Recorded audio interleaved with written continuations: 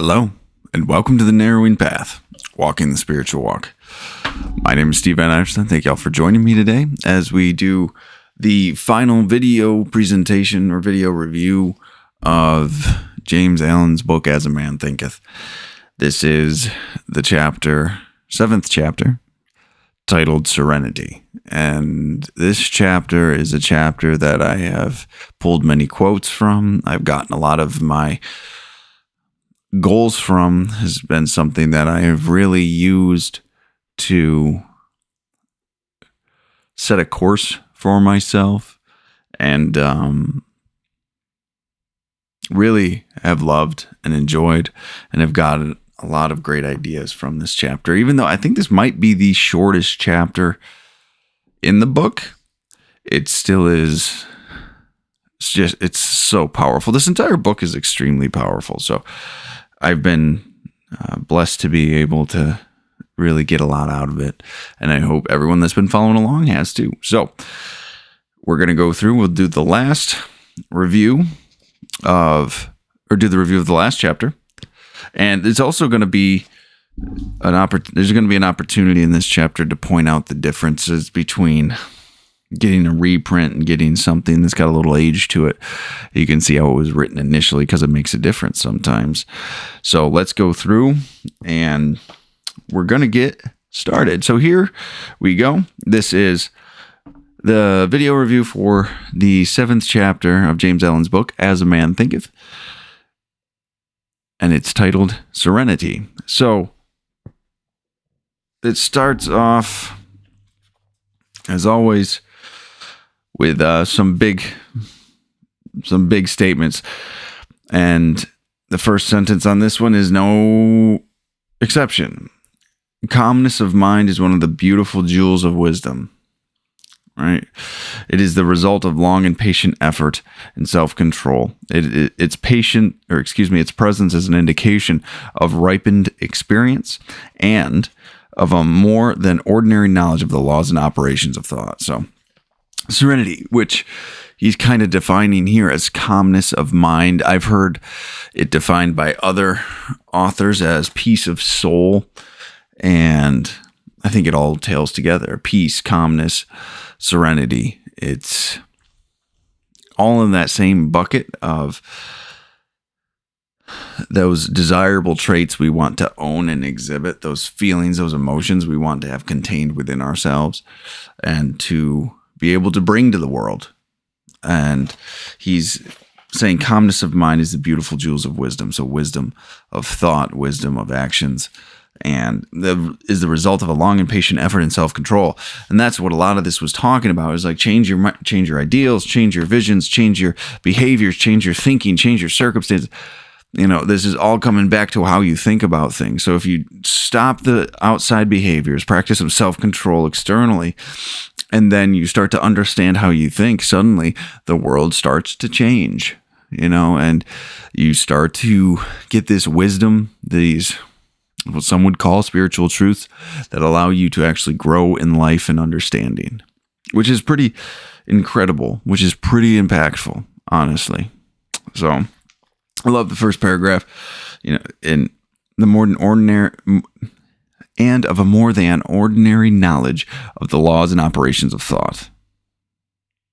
That's important going into the next paragraph. A man becomes calm in the measure that he understands himself as a thought-evolved being, for such knowledge necessitates the understanding of others and as the result of thought. Okay, this is one of the coolest things about doing this type of work. This is one of the coolest things about striving to live a spiritual way of life, and the willingness to do the internal work that is required to live differently. The internal work that is required to walk through this world with serenity. Right? So a man becomes calm in the measure that he understands himself as a thought-evolved being. So everything this book has led up to so far. So the depth and understanding you have as to how your thoughts impact your reality, your world, your reality,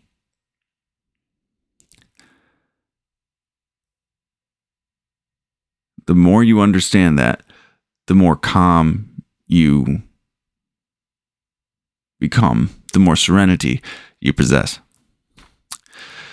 For such knowledge necessitates the understanding of others as a result of thought. So, what this means, excuse me, I'm still nursing that hurt shoulder, which turns out it was actually a hurt neck.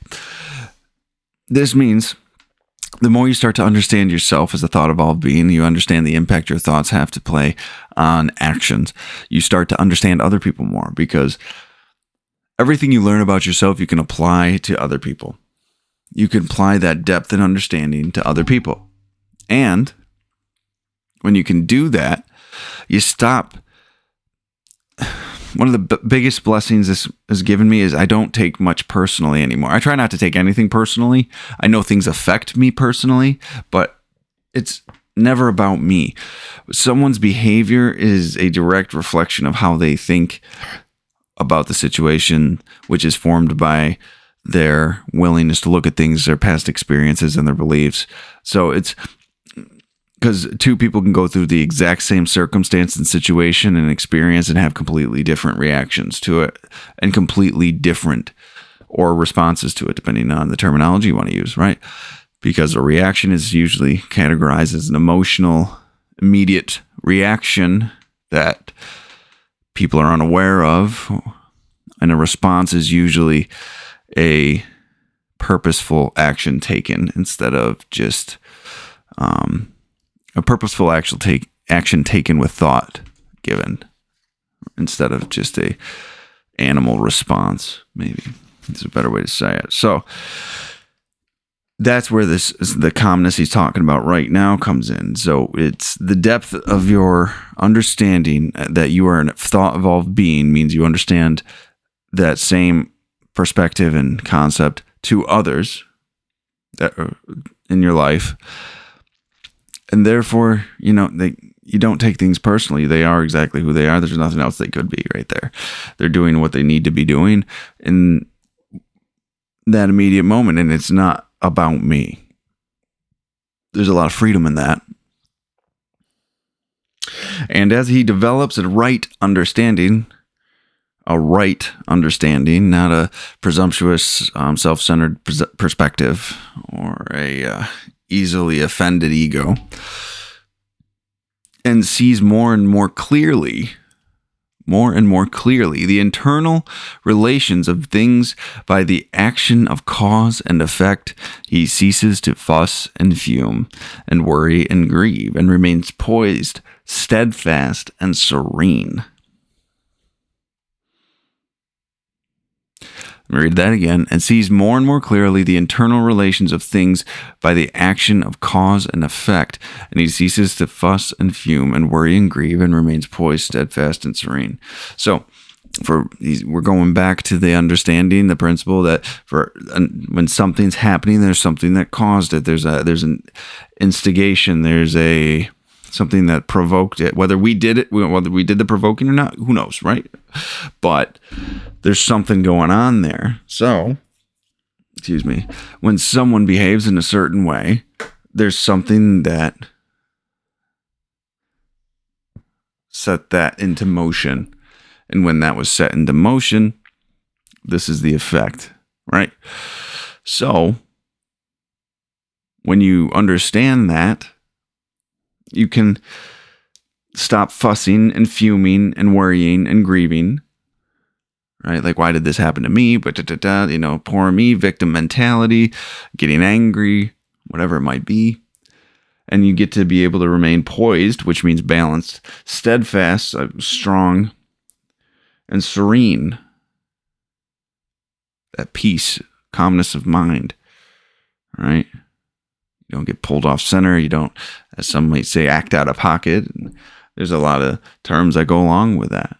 Ridiculous, crazy, whatever, right? You're not going off the deep end on that and whatever it might be. So you're able to maintain your own personal integrity in your actions and your behaviors, right? because you understand this cause and effect, right? It's not a surprise, or it's not something you take personally that you have to go after. The calm man, having learned how to govern himself, knows how to adapt himself to others, and they, in turn, reverence his spiritual strength. Right? So other people see this happening, right? And we know how to, once you understand people, you know how to conduct yourself around them.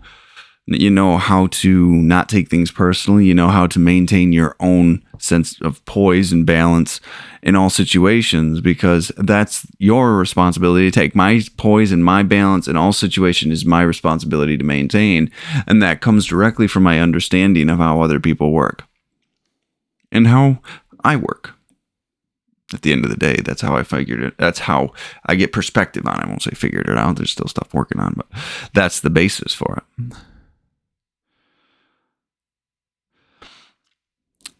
People reverence their spiritual strength. People reverence, I guess, maybe my spiritual strength, or others who have done this work, who can remain poised and steadfast and serene in the face of adversity, right? It's not an easy thing to always do. It's not something our ego wants us to do all the time, if I'm fair, because I still have an ego at times. I still have this belief that I need to act in a certain way to get a certain amount of respect or whatever, regard from somebody, or praise, or approval. That's the other word I was looking for.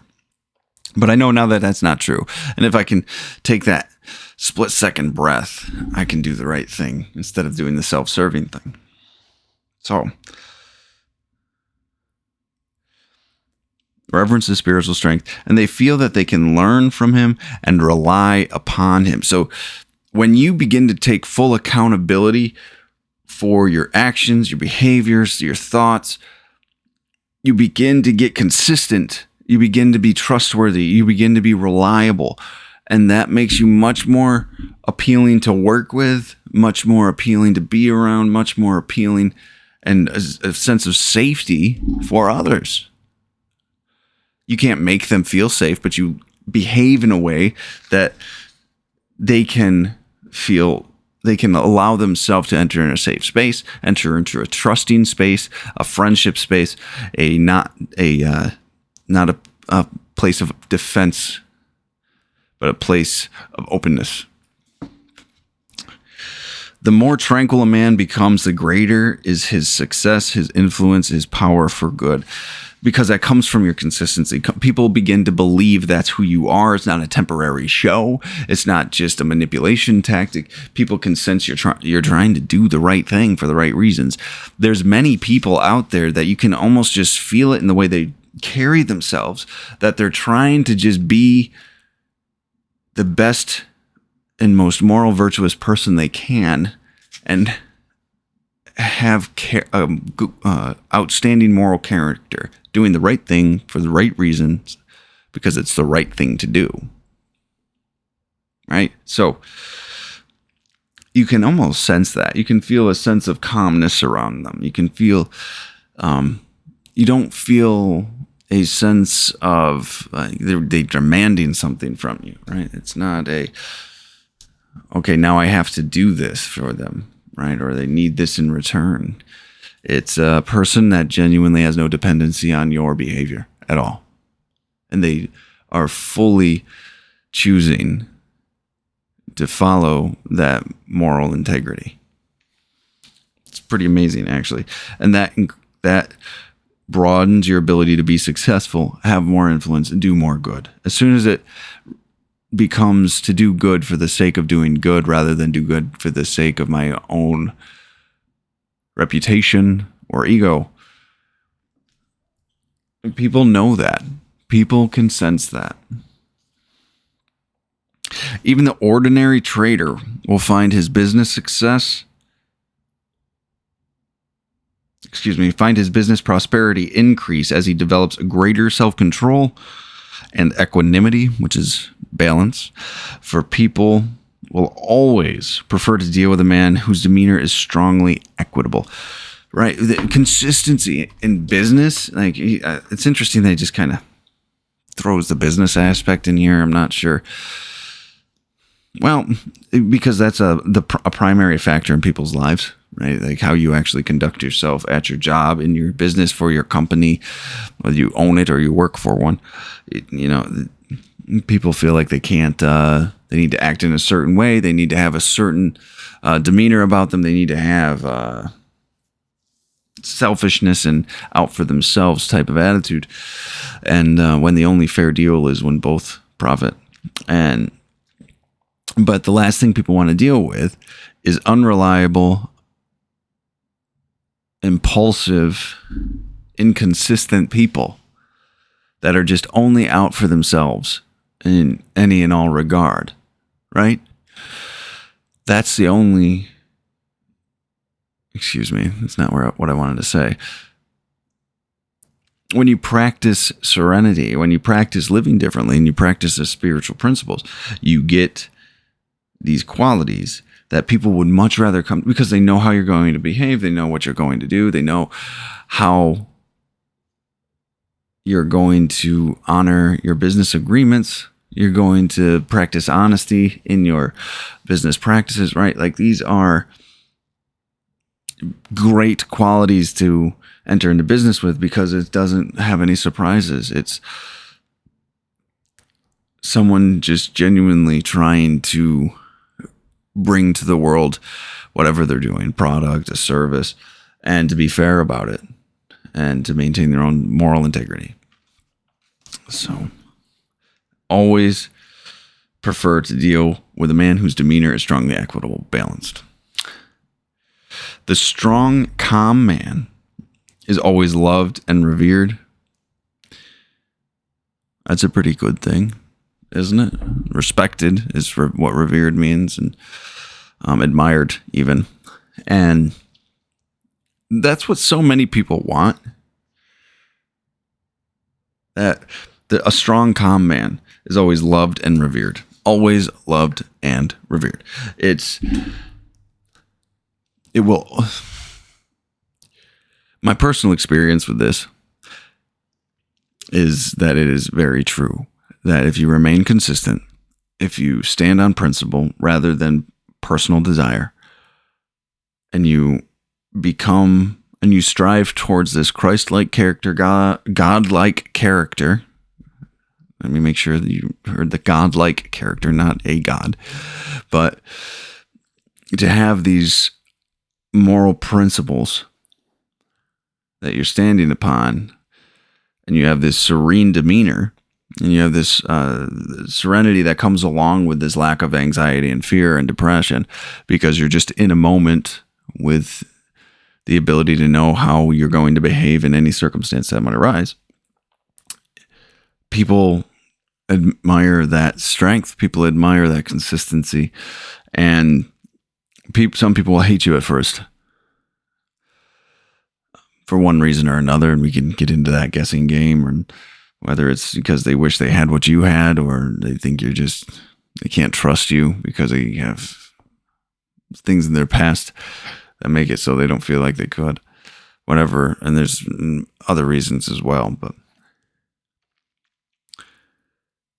when you act that way, eventually most everybody comes around to understanding that you are a strong individual, and there's appreciation and acceptance of that. And acceptance is a very loving action, right? And that almost comes around to anybody that practices this. Love and reverie. And to be loved and revered. So, he is like a shade-giving tree in a thirsty land, or a sheltering rock in a storm. Who does not love a tranquil heart, a sweet-tempered, balanced life? It does not matter whether it rains or shines, or what changes come to those possessing these blessings, for they are always sweet, serene, and calm. This is a person that's taken full accountability, like I said, for their actions, their behaviors, their thoughts. And they have chosen how they want to conduct themselves, what character qualities they want to embody, what morals and virtues they want to manifest. And they will be that way regardless of other people's anger, other people's love, the current social climate, the current environmental climate, actual climate, economic climate. They will choose to behave the way they behave, regardless of external circumstances, which is true freedom. That is what that is. That is 100% true freedom from external circumstances all the time. That's incredible. That is true freedom. I didn't understand that for a very long time. And sometimes I wonder if I truly grasp that concept fully, but because it's one thing to know it intellectually, but it's one thing to truly hold that in your heart. And some days I think it's there. Some days I think I still got some work to do, but what's life without some work to do, right? So, but they are always sweet, kind, serene, just that peace of soul, steadfast and calm. A calm body, a calm mind, a calm way they speak. That exquisite poise, balance. Poise, he uses poise very often in this chapter. Poise means balance of character, balanced character, which we call serenity. That exquisite poise of character, which we call serenity. So a balanced character, which we call serenity.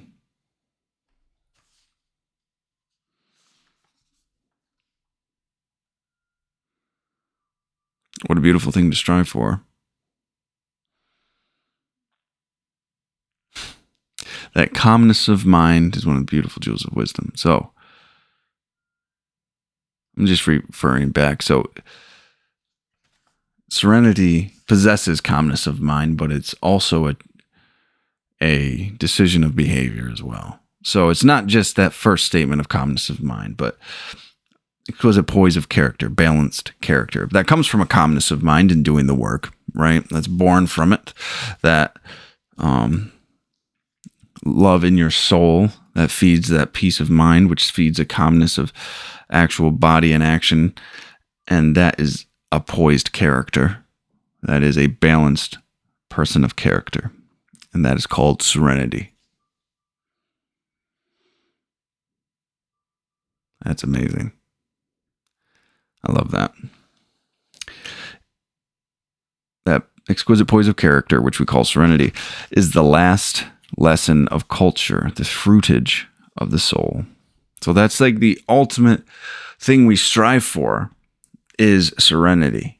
Peace of soul, peace of mind, peace of body. It is precious as wisdom, more to be desired than gold, yeah, even fine gold.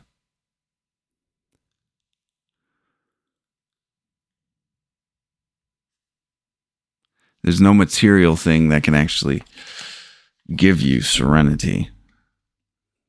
There's no material thing that can actually bring more value to your life than serenity.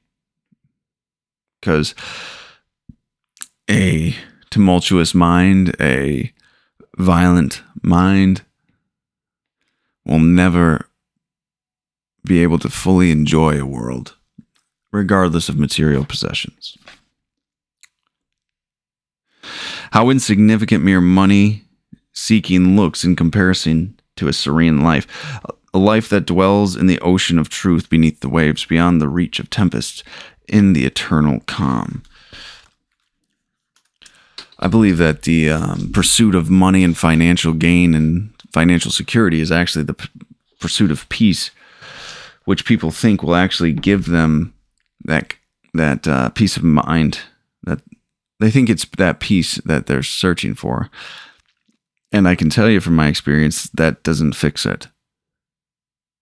Though I haven't been man of millions of dollars by any means. I've had money coming in, though. I've had material possessions. I've had many nice things. But I can tell you, they never made me feel good. They never gave me a lasting satisfaction with life or a peace and contentment with life. It was always a pursuit of more. And that pursuit of serenity is what I realize now from external things. I needed things that I thought that my serenity was found external to myself. And after struggling for years to finally find that out,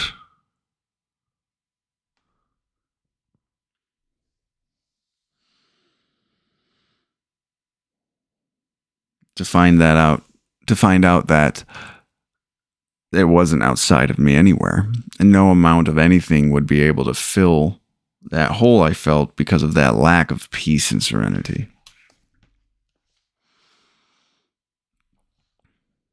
It was quite eye-opening. And that's where this paragraph comes from.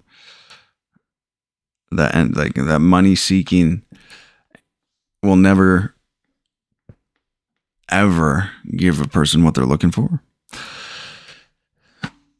Maybe a temporary relief, but not true freedom, excuse me. And once you actually find or get a taste of serenity, it's a whole different life. It's a whole different understanding. Now, how many people we know who sour their lives, who ruin all that is sweet and beautiful by explosive tempers, who destroy their poise of character and make bad blood? How many people have these tempers, right? I was just having a conversation earlier with somebody who was asking about it, and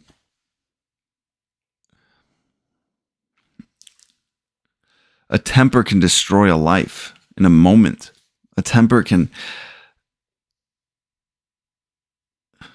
change the course of your life because you can't control yourself, because you can't actually you haven't actually done the work to find true peace in your life.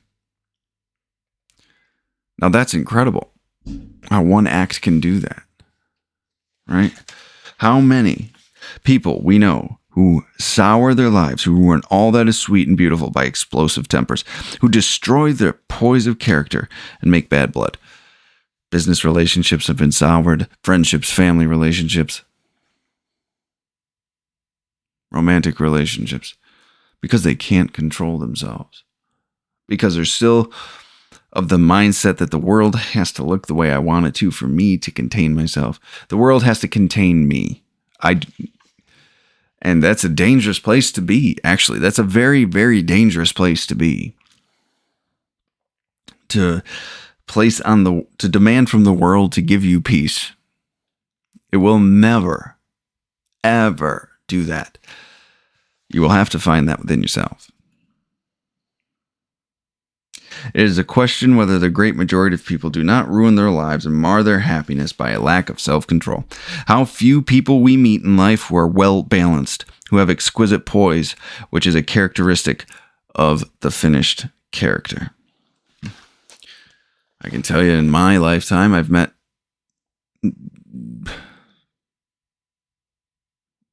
a markedly low percentage of people that I would say have these qualities, that are well balanced, who have exquisite poise, which is a characteristic of finished character. Not very many. Not very many. There's some who like to try to act like that, but it takes merely sitting down and having an honest conversation with them to realize that they're not where they pretend to be. And maybe I do that sometimes, but I try to be authentic and honest and to be open to the fact I have room to grow in some areas. But the reality of it is, the people that I see actually walking the spiritual path to its utmost conclusion to the best of their ability, and there will always be a path to walk as long as you're breathing. is few and far between. There's many that like it, and there's many that wish they wanted it bad enough to do the work, but there's not many that are willing to, unfortunately.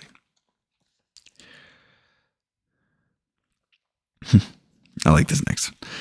Yes, humanity surges with uncontrolled passion, is tumultuous with ungoverned grief, is blown about by anxiety and doubt.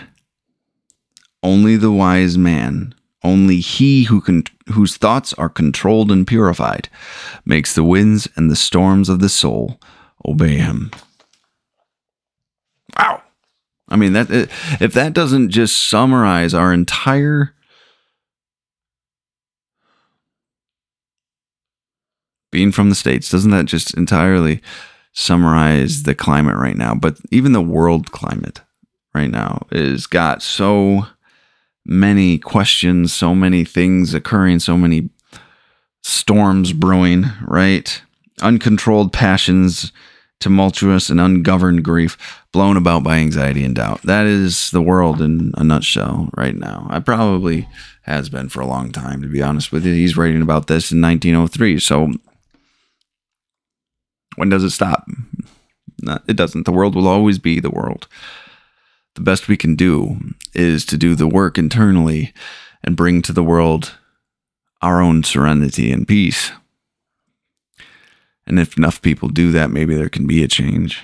But until then, the world will always be what it is. You can't demand much else from it.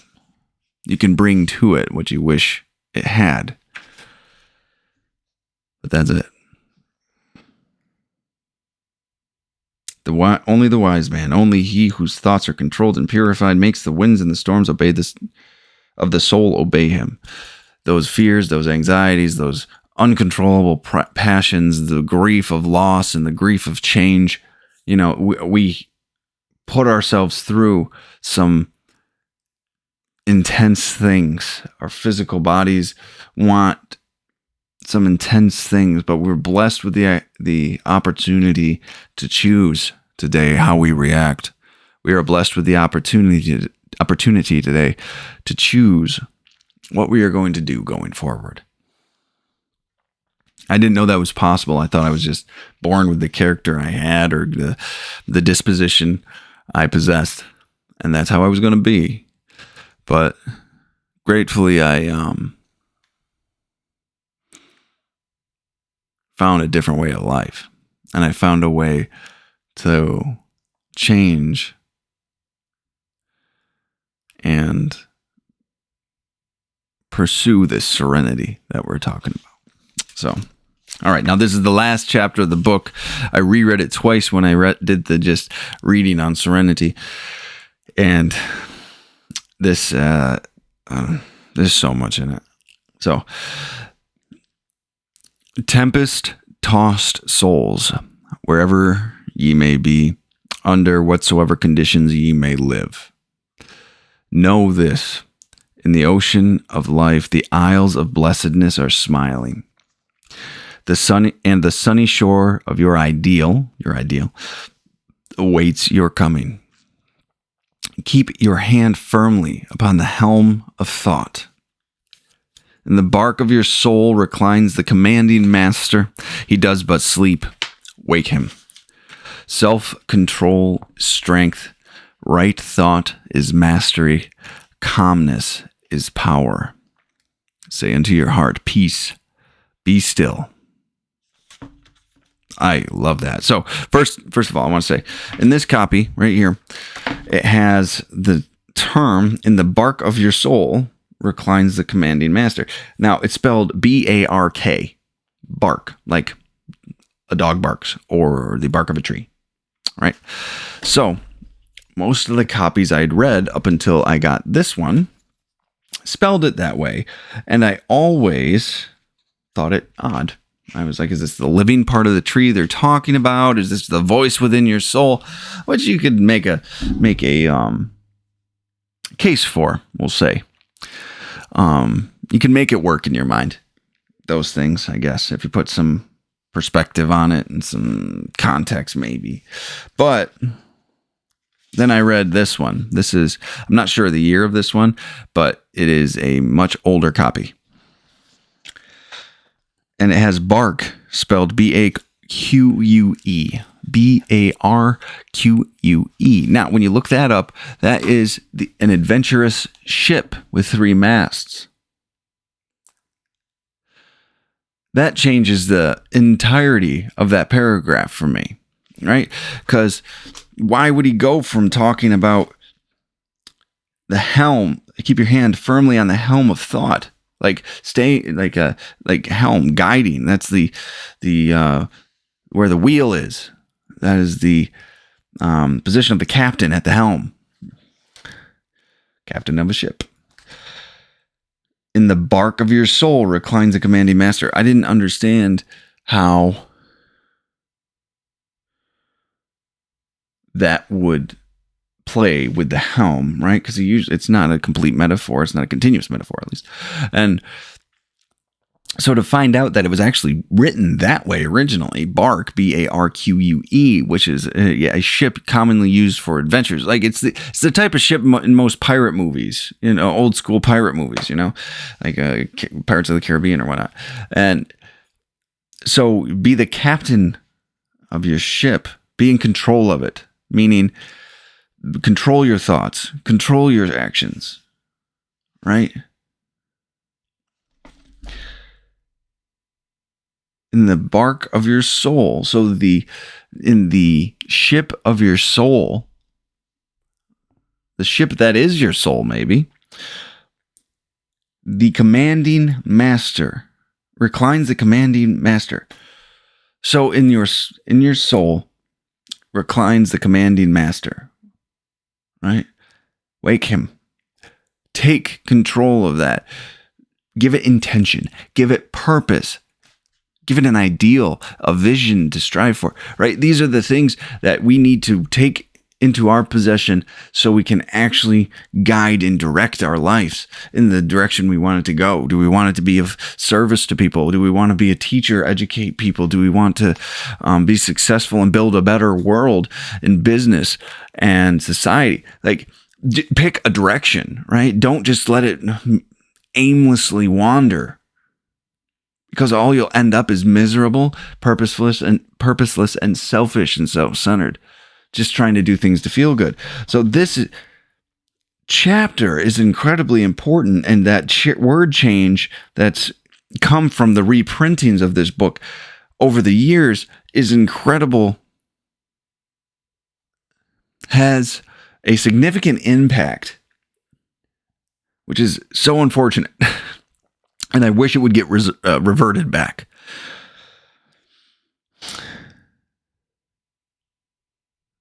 In the bark of your soul, so in the voyaging ship of your soul reclines the commanding master, reclines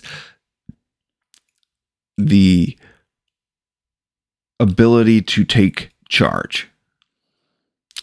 He does but sleep. Wake him. It is within you. It is within me. It was within me. I'm finding that now. And I'm being blessed with the opportunity to embrace that. He does but sleep. Wake him. Now, this has been a mantra for me for years, ever since I read it in my first year of sobriety and recovery. And it's gotten me through a lot. It's given me perspective that I never knew was available to me. It's driven. This quote's probably the reason I value this book so highly. And it's opened so many doors for me. And it's this: self-control is strength. So your physical actions. Right thought is mastery. Calmness is power.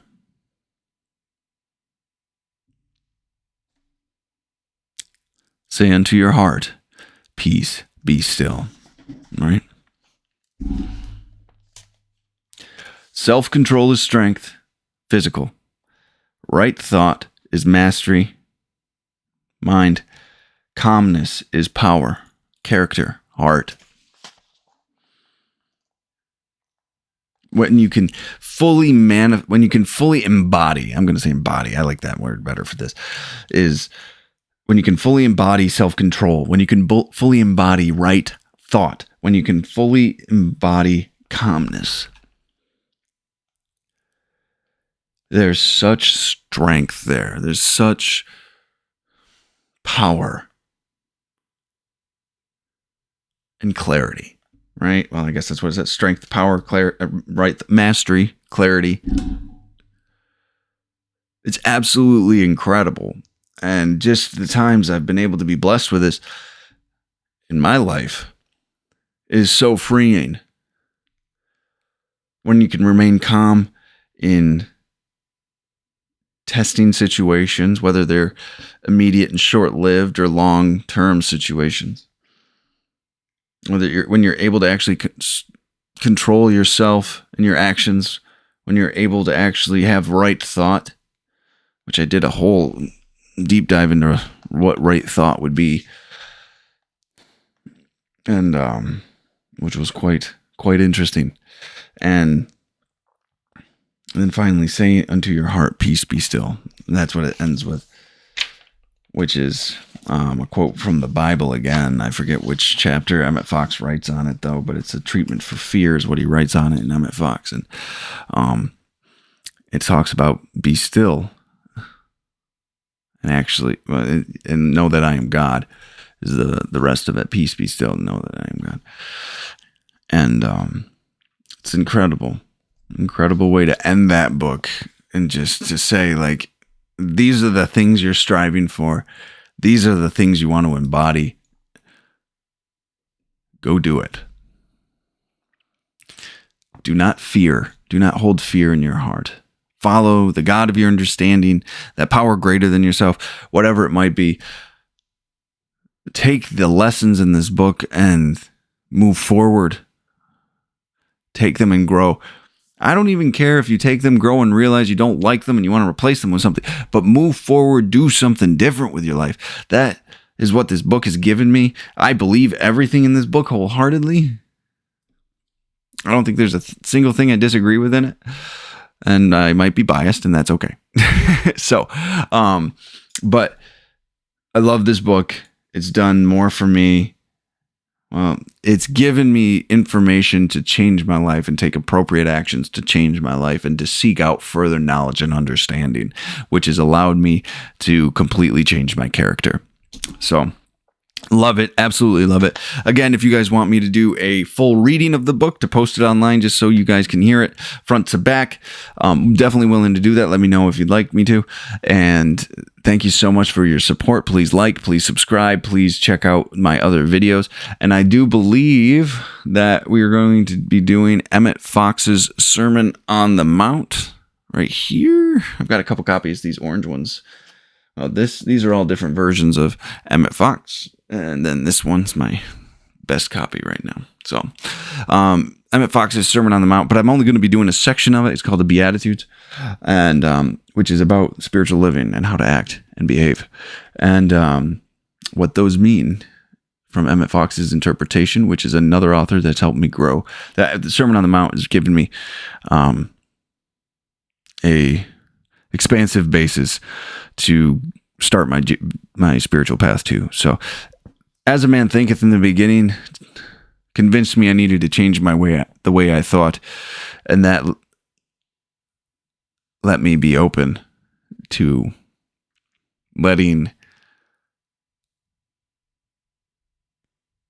spiritual program, we're going to say, change the way I think. I had to let go of my old beliefs and ideas and make room for new ones. And that's given me more freedom than I could ever have thought imaginable. So, thank you all for joining me again today. I appreciate it. This one was a week late due to some conflicts of time and prior commitments and obligations. But I appreciate y'all jumping on, taking a listen, and I'll be back next week with I'm not sure if it's going to be a full reading next week or if I'm just going to be doing a video from here on forward. So Either way, I appreciate y'all. Thank you so much. And until next time, thanks.